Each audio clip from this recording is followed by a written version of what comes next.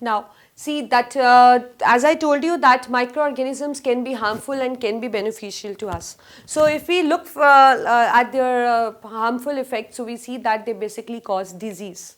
So, diseases caused by microorganism are basically of two types. One is communicable and other is non-communicable. As you all know that communicable one is that which spread from the sick person to a healthy person through any media, and non-communicable disease is that which do not spread from the healthy person to a sick person. As we have seen, like suppose if you have a kidney failure, so your friend sitting sitting along with you is not going to have that kidney failure. So because that is a non-communicable disease.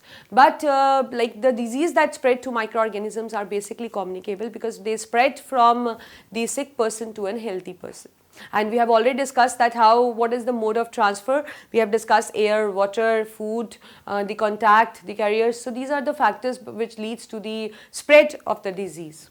So now we are going to see that what kind of diseases actually the virus, fungi, protozoans, bacteria they can cause.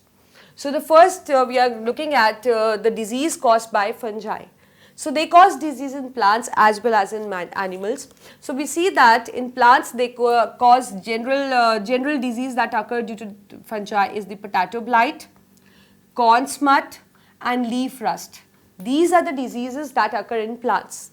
And if you look on the animals, that means the humans, so it is basically a ringworm, skin infection and athlete foot. So this I am talking about the humans. So these are the diseases that is caused by fungi.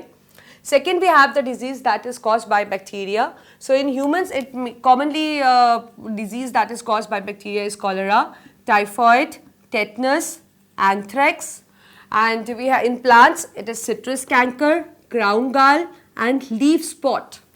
So these are the diseases that are caused by the bacteria. So these are bacterial infections in the humans as well as in the plants. Now viruses. In plants, they cause generally yellow vein mosaic. The disease caused in plants is the yellow vein mosaic.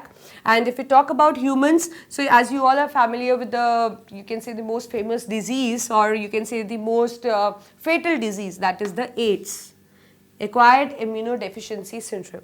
So this is the disease that is caused by virus. There is another disease, smallpox, which is caused by virus varroa, and there is a disease that is chickenpox caused by a virus, varicella. So these are the diseases that is caused by the viruses in plants and humans. And disease that is caused by protozoans is, we have already discussed, the malaria, dengue, amoebiasis, giardiasis. So there are a lot more disease because I cannot sum up all the disease together. So I have summed the generally 4 or 5 examples of each. So just go through it, and you should also like look for the symptoms, that what actually happens in ringworm, what actually happen in typhoid. So you should know that. So first what you do is that try to learn these diseases and then look for their symptoms as well, right? Because you should be familiar that what impact it is going to have on your body. So these are the diseases that is caused by the microorganisms. So now we have seen the one side of the microorganism. Now we are going to see the other side, which is the good one, that how they can be useful to us. So this is the harmful effect. Now we are going to look for the usefulness of the microorganisms.